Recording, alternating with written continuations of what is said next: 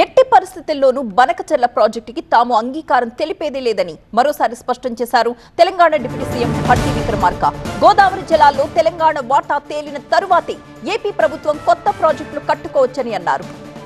బనకచెర్ల గురించి చంద్రబాబు అనేక మార్లు మాట్లాడుతున్నారని, పాలకులు చట్టబద్ధంగా ముందుకు సాగాలే కానీ ఇలా ఇష్టానుసారంగా ముందుకు వెళతామనడం సరైనది కాదు అన్నారు. నదీ జలాల పంపిణీ సక్రమంగా ఉండేలా చూడాల్సిన బాధ్యత కేంద్రంపై ఉందన్నారు. దీనిపై మరింత సమాచారం మా సీనియర్ కరెస్పాండెంట్ ఖాజా అందిస్తారు.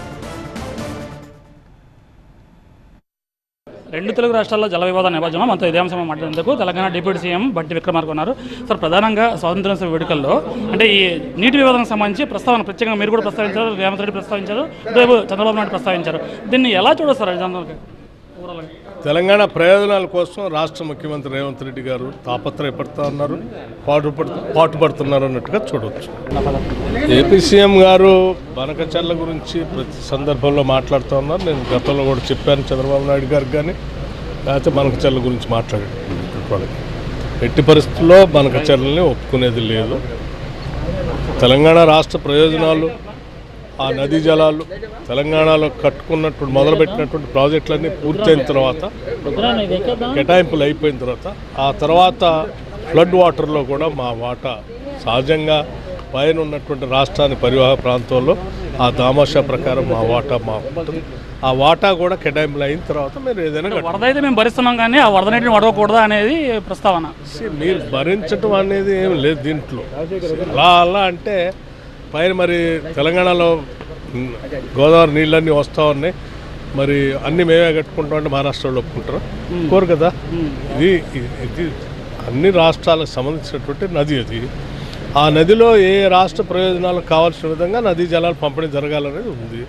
దానికి సంబంధించి అంతకుముందు గతంలో అనేక ట్రిబ్యునల్స్ కూడా వేశారు.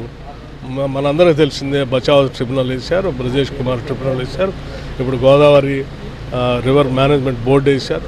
ఇవన్నీ కూడా ఆ బోర్డుల్లో వాటిలో నిర్ణయాలు జరిగిన తర్వాత ఆ నిర్ణయాలకు అనుగుణంగా చట్టబద్ధంగా పాలకులు ముందుకు పోవాలి తప్ప నాకు దోచింది నేను చేసుకుంటా, ఆయన దోచింది ఆయన చేసుకుంటా అంటే కరెక్ట్ కాదు. పరిష్కార మార్గం ఎప్పుడు అంటారు? తప్పనిసరిగా ఈ చట్ట ప్రకారం ఏ రకమైనటువంటి పంపిణీలు జరుగుతాయి. ముందు రెండు రాష్ట్రాలు కూడా ముందు పైన ఉన్నటువంటి తెలంగాణ రాష్ట్రానికి కావాల్సినటువంటి కేటాయింపులు కూడా అయిపోయిన తర్వాత అప్పుడు సెంట్రల్ గవర్నమెంట్ అయితే ఇరు రాష్ట్రాలు మాట్లాడుకోవాలి అని చెప్పే పరిస్థితి వచ్చింది. రెండు రాష్ట్ర ప్రభుత్వాలు సీఎంలు ప్రధానంగా ఇప్పటికే ఢిల్లీలో భేటీ అయ్యారు. ఫర్దర్గా ఏం చేయబోతున్నారు? దీనికి కావాల్సినటువంటి బైఫర్కేషన్ యాక్ట్లో ఉన్నటువంటి హక్కులు కానీ, లేకపోతే ఇటువంటి జల వివాదం వచ్చినప్పుడు కానీ కేంద్ర ప్రభుత్వం ద్వారా ఈ సమావేశాలు ఏర్పాటు చేసి పంపిణీ న్యాయబద్ధంగా జరగాల్సినటువంటి చూడాల్సిన బాధ్యత కూడా కేంద్ర ప్రభుత్వం. ఆ ప్రక్రియ చేయాలని కూడా తెలంగాణ కోరుతా ఉంది.